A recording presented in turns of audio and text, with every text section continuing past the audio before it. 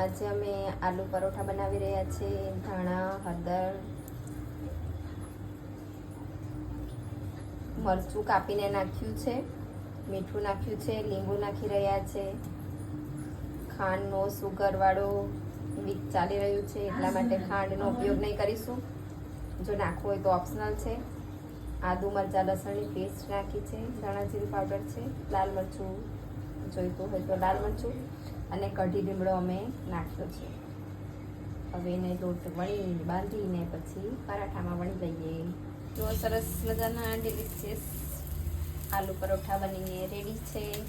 તમે પણ ખાઓ, તમારા ફેમિલીને પણ ખવડાવો. હેલ્ધી રહો, ટેસ્ટી ખાઓ, હેલ્ધી ખાઓ. Thank you. બિલકુલ પર ગરમ મસાલા વગર.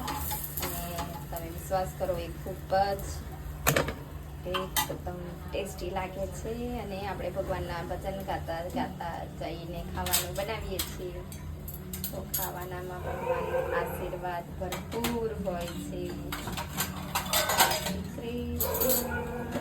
હરે કૃષ્ણ. તમે પણ ભજન ગાતા જઈને બનાવો, ફેમિલીને ખવડાવો. Thank you.